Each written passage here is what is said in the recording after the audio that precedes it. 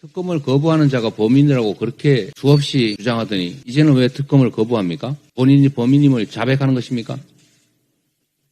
어제도 우리 소방관 순직 현장을 다녀왔는데 그 안타까운 상황, 특히 그 젊은이가 타인의 생명을 구하기 위해서 불 속으로 뛰어들었다가 본인의 생명을 잃는 그 상황을 상정해 보니까 참으로 마음이 아팠습니다. 소방관들에 대한 처우 개선이나 또 근무 환경 개선에 좀 더 많은 관심과 정책적 지원이 있어야 되겠다는 생각을 했습니다. 특히 지금 과학기술이 엄청나게 발달했고 무인 로봇들도 매우 실용적으로 사용되고 있는데 인명구조 수색 현장에 그런 부분에 대한 R&D 지원이나 또 연구개발을 통해서 구조 로봇도 활성화할 수 있지 않을까 하는 생각이 들었습니다. 또 한 가지 제가 거기서 연상된 것이 우리 해병대원 순직 문제였습니다. 역시 우리 국민들을 위해서 헌신하다가 본인의 생명을 잃은 대표적인 사안인데 이 문제는 우리 국가의 책임이 또 직접적 책임이 크지 않습니까? 그런데 그 진상을 규명하는 과정에서 이런 얘기가 있었다고 합니다. 임종덕 당시 대통령실 안보 2차장이 김계한 사령관하고 2번 통화를 했는데 이 김계한 사령관이 통화 기록을 아마 제시하면서 이 임종덕 안보 2차장하고 통화한 기록은 삭제를 했던 모양입니다. 이게 정상적인 통화이거나 문제없는 통화면 삭제할 이유가 없지 않습니까? 명백한 불법행위의 증거가 드러난 것 같습니다. 그런데 이 대통령실의 사건 은폐 시도 또 진상규명 방해행위 이건 명백한 중대범죄행위 아닙니까? 지금도 이 진상은 드러나지 않고 있습니다.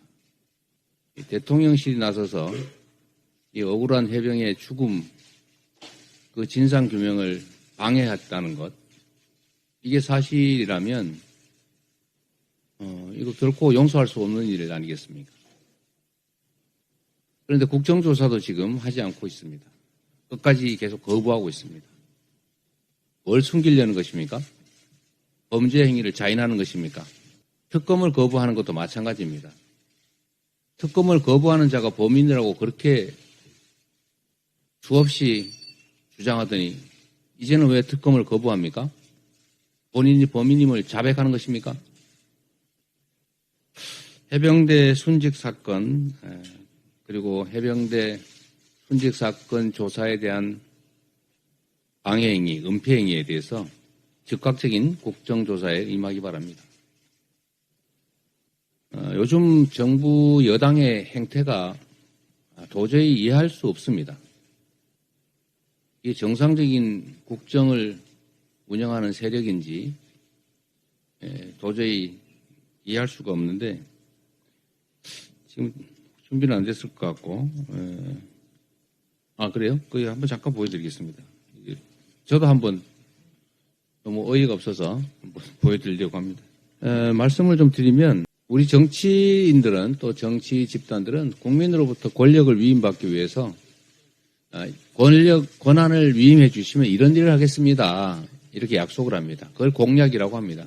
이 공약을 하는 이유는 지금은 할 수가 없는데 선거를 통해서 이렇게 권한을 주시면 이런 걸 하겠습니다. 라고 하는 게 바로 공약 아닙니까? 이 민주주의 대의 정치에서 제 핵심이죠.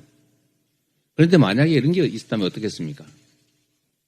지금도 할 수 있는데 하지도 않으면서 또 이거 주면 하겠습니다. 라고 하는 거.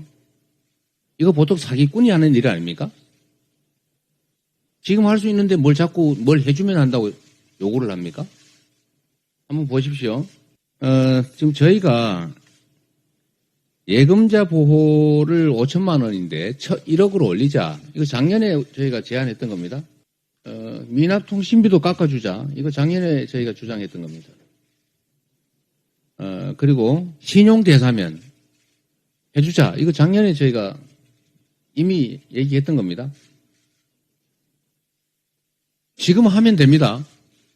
정부가 권한을 갖고 있지 않습니까? 지금도 법률 개정 제안하면 저희가 바로 응할 것이고, 지금도 신용대사면 정부가 하면 되지 않습니까? 왜 안 합니까?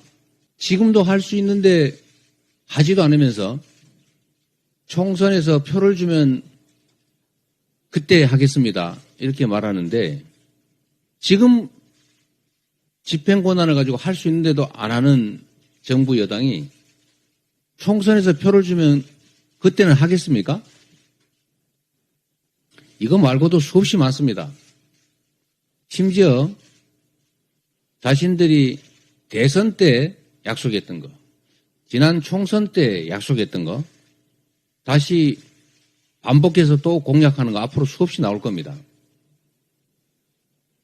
이런 거는 국민의 주권을 위임받겠다고 하는 정상적인 정치 집단이 하는 일이 아니라 사기 집단이 하는 거라고 생각이 됩니다. 누가 그랬던데 정책 사기라고. 이거 사실은 금전 사기보다 더 나쁜 겁니다.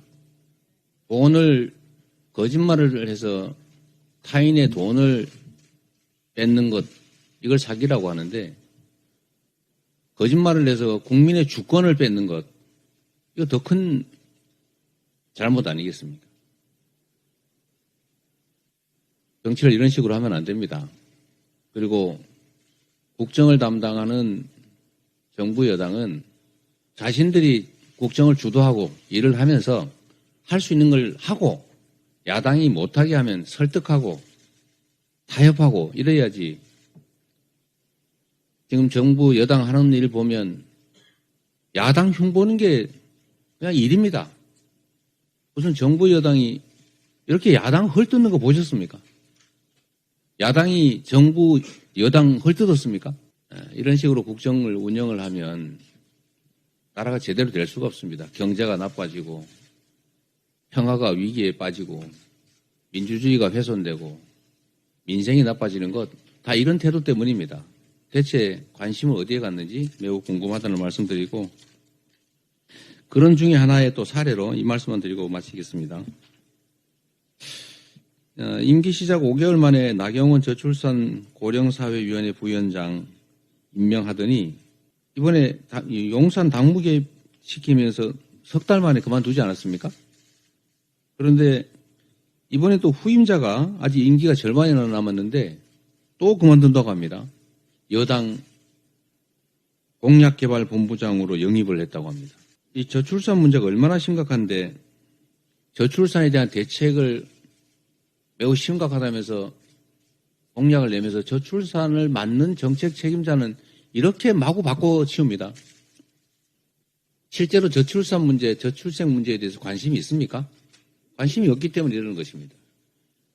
맡겨진 정치 권력을, 국가 권력을 자신들의 정치적 이익을 위해서 남용을 하느라고 이 국정을 팽개치는 것 아니겠습니까? 이렇게 하지 말라는 말씀 드립니다. 이거 국민들이 용서하지 않을 것입니다. 이상입니다.